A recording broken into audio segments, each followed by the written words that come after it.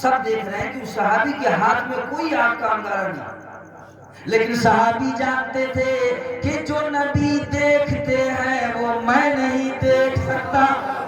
انی ارا ما لا ترون انی اسمع ما لا یسمعون۔ جو نبی سن سکتے ہیں، جو نبی دیکھ سکتے ہیں، وہ ہمارے اندر صلاحیت نہیں۔ یہ کس کا عقیدہ ہے؟ صحابی کا۔ صحابہ خاموش تھے کہ دیکھو اس میں حکمت ہے، نبی نے فرما دیا تو نبی کا فرمان گویا کہ رب کا فرمان ہوتا ہے۔ دیکھیے لطیفہ یا کوئی قصہ اور کہانی نہیں سنائی جائے گی، بس تھوڑی دیر آپ ہمیں بس یوں عام زبان میں کہہ لیجئے کہ آپ ہمیں جھیل لیجئے، ہمارے بعد بھی بہترین آپ کو تقریر سماعت کرنی ہے۔ ہم لطیفے کے قائل نہیں، قرآن سے شروع کیے، انشاءاللہ حدیث پر اختتام ہو جائے۔ پیچھے کے ہمارے بھائی شاید ناراض ہے، کیا کہہ نا سبحان اللہ۔ دیکھیں اس سے پہلے ہم جب ظاہر بھائی بلائے تھے شادی کے موقع پر میلاد شریف میں، تو بڑے جذبات و احساسات کے ساتھ آپ نے سنا تھا، وہی انداز آپ رکھیے تو انشاءاللہ۔ کہ رات میں میلاد شریف میں گئے تھے تو کیا سمجھے تو کہتے کہ ہم نے اتنا سمجھا کہ سجاوٹ اچھی تھی، پڑھنے والوں کی آواز اچھی تھی، اور آخر میں شیرنی بھی بہت مزیدار تھا۔ اللہ کے نبی صلی اللہ علیہ وسلم نے اس صحابی سے کہا کہ کیا بات ہے، میں تمہارے ہاتھ میں آگ کا انگارہ دیکھ رہا ہوں۔ سارے صحابی سمجھ گئے کہ نبی نے فرمایا ہے تو آگ کا ہی انگارہ ہی ہوگا، اللہ نے میرے آنکھوں میں وہ بصیرت عطا نہیں فرمائی جو ہم دیکھ سکتے ہیں۔ اب آپ سن لیجئے غور سے، خاص طور پر ہمارے نوجوان اور اس کے ذمہ دار ہیں ان کے گرجین۔ اس نوجوان کے نے شہادت کی انگلی میں سونے کی انگوٹھی پہن رکھی تھی۔ اب غوث پاک کے نظر و نیاز کے موقع پر جو اپنے بچے کے لڑکے کے کان چھدوا دیتے ہیں، جو ماں باپ ہاتھ میں کڑا پہنا دیتے ہیں، انگلیوں میں دو دو چار چار انگوٹھی پہن کر مولانا صاحب کو اس کو جائز قرار دینے کے لیے قائل کیا کرتے؟ کہتے مولانا صاحب آپ بظاہر انگوٹھی کو دیکھ رہے ہیں لیکن اس کا کنیکشن جانتے کہاں سے؟ کہاں سے؟ بولا یہ اجمیر کا ہے، یہ مدینہ کا ہے، یہ وادی سے پاک کا ہے، یہ مالہرہ شریف کا ہے، یہ بریلی شریف کا ہے، یہ کالپی شریف کا ہے، یہ کچھوچا شریف کا ہے۔ سنو 100 باتوں کی ایک بات، اسلام نگر کے زندہ دل مسلمانوں اپنی سماعتوں اپنے ذہن و فکر میں اتار لو کہ اجمیر یا بغداد، میں کہتا ہوں کہ یہ تو نبی کے غلام ہیں۔ اللہ کے بعد مخلوق میں سب سے افضل ترین شخص کا نام ہے جناب محمد رسول اللہ صلی اللہ علیہ وسلم۔ اگر گنبد خضرا سے بھی ٹچ کر کے سونے کی انگوٹھی کوئی مرد مسلم پہنتا ہے وہ بھی حرام ہے، حرام ہے، حرام ہے۔ نعرے تکبیر، نعرے تکبیر، نعرے رسالت، سبحان اللہ، سبحان اللہ۔ اجمیر اور بغداد کا نام لے کر تم مولانا صاحب کو، امام صاحب کو، حافظ قرآن کو اپنی بات منوانے کی ضد کر رہے ہو۔ ارے میرے نبی کی قبر انور سے بھی سونے، چاندی یا دیگر دھات کی بنی ہوئی، چاہے وہ کڑا ہو، چاہے زنجیر ہو، چاہے انگوٹھی ہو، کوئی بھی چیز مرد کے لیے حرام ہے، حرام ہے، مطلق حرام ہے۔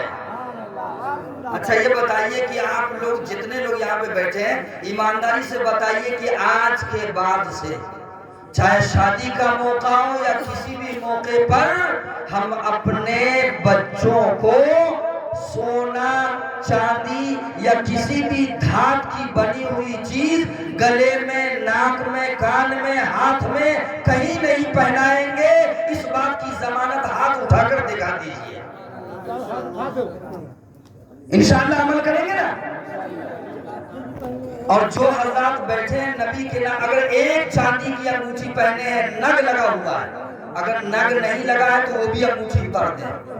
ایک نگ. اب سن لیجئے مسئلہ, میں نے مطلق کہہ دیا لیکن ایک جائز ہے. چاندی کی 4.5 ماشا سے کم کی ایک انگوٹھی اگر بغیر نگ کے ہے تب بھی جائز نہیں. نگ لگنا اس میں ضروری. اتنے قید کے ساتھ نبی کے سچے غلام کو چاندی کی ایک انگوٹھی پہننے کی اجازت ہے. 4.5 ماشا سے کم, بغیر نگ کے نہیں, نگ لگنا ضروری.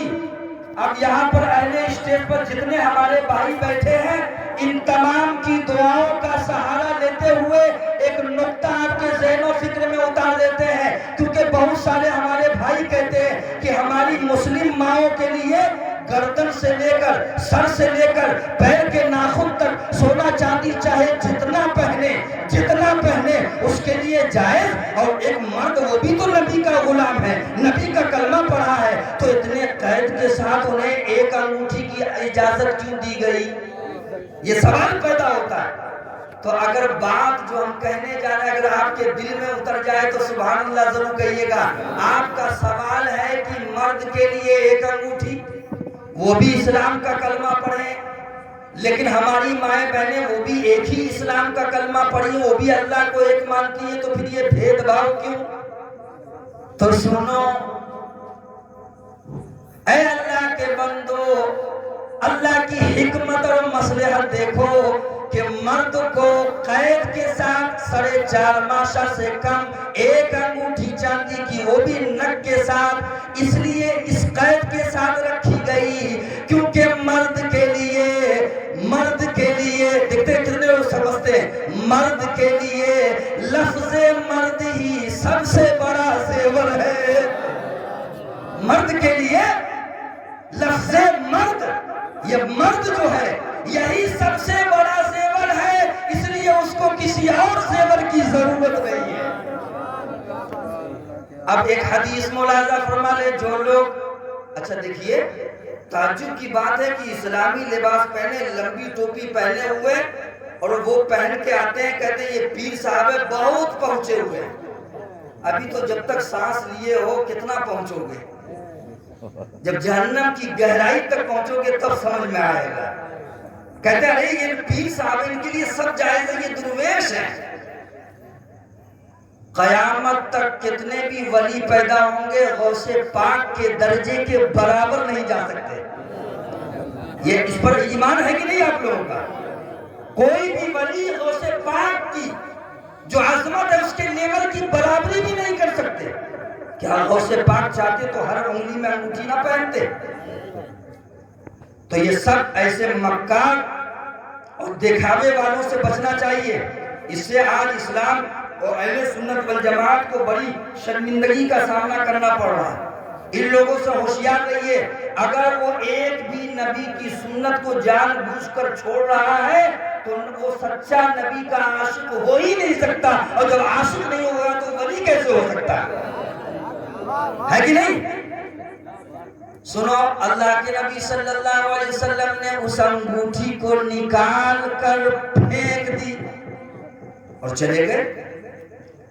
ابو طلحہ انصاری رضی اللہ تعالیٰ عنہ کھڑے ہو گئے اور اس صحابی سے کہنے لگے کہ اے میرے دوست, نبی نے تمہارے لیے حرام قرار دیا ہے نا, مطلب مرد کے اگر جسم میں کوئی بھی زیور ہے تو وہ آگ کا انگارہ ہے, تو ٹھیک ہے نبی نے غصے میں پھینک دی ہے تو تم اٹھا لے آؤ اور اس کا زیور بنا کر تم اپنی بیٹی کو, بہو کو, بیوی کو, ماں کو, بہن کو, کسی بھی خواتین کو پہنا سکتے ہو, اس کے لیے تو جائز ہے. ٹھیک ہے وہ بھی نہ کر سکو تو اس کو بیچ کر وہ رقم اپنے میں استعمال بھی کر سکتے ہو. سنو, ہم بھی دن رات کہتے ہیں کہ نبی کے سچے غلام ہیں, لیکن ذرا اس صحابی کو دیکھو اور ان کے جملے کو سنو.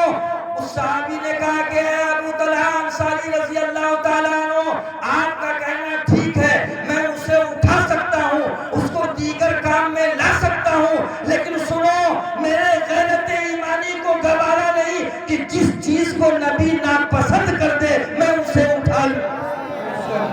سبحان اللہ, جس چیز کو نبی نے ناپسند کی ہو کو اٹھا لے. کیوں؟ اس حدیث سے یہ روح اور یہ آواز آ رہی ہے کہ اس صحابی کا کہنا تھا کہ میں نبی کی نافرمانی کر کے جہنمی بننا نہیں چاہتا، بلکہ نبی کے ایک ایک سنت پر عمل کر کے